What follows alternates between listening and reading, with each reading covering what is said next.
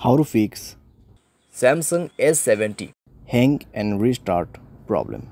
नमस्कार दोस्तों, स्वागत है आप सभी का तिकराज यूट्यूब चैनल पर। तो दोस्तों, आज की इस वीडियो पर मैं आपको बताऊंगा कि कैसे आप जो है अपने सैमसंग के डिवाइस पर हैंग और रीस्टार्ट प्रॉब्लम सॉल्व कैसे कर सकते हैं। यहाँ पे दोस्तों क्या होता है, जब हमारे डिवाइस ठीक है हैंग हो जाते हैं तो वो अपने आप रिस्टार्ट हो जाते हैं। ठीक है, इस तरीके का प्रॉब्लम है ये।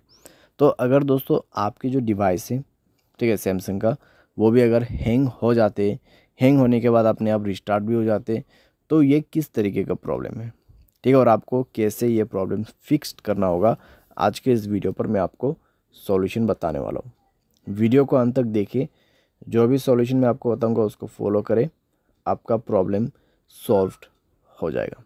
ठीक है, वीडियो शुरू करने से पहले दोस्तों, अगर आपने चैनल को सब्सक्राइब नहीं किया है तो सब्सक्राइब करते हुए बेल आइकन को क्लिक करें।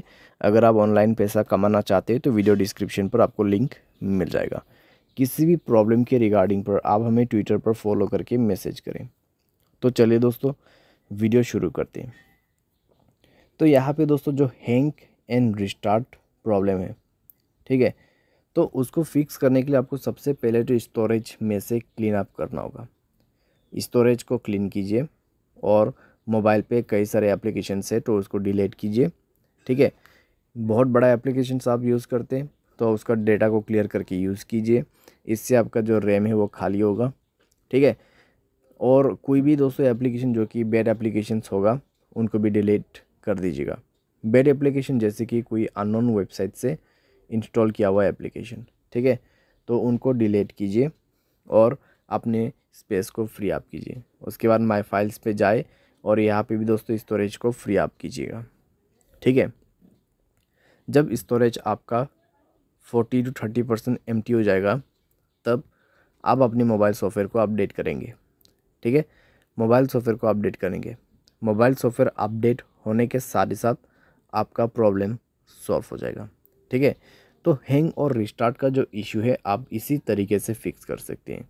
तो ये सॉल्यूशन को आप फॉलो करके देखिए, प्रॉब्लम सॉल्व हो जाना चाहिए। अगर सॉल्व हो जाता है तो अच्छी बात है। अगर इसके बाद भी प्रॉब्लम आते हैं तो आपको जाना है general management, reset and then factory data reset. ठीक है, फैक्ट्री डेटा रीसेट पे जाके आपको डायरेक्टली मोबाइल रीसेट कर देना है। जैसे रीसेट करोगे आपका प्रॉब्लम सॉल्व हो जाएगा।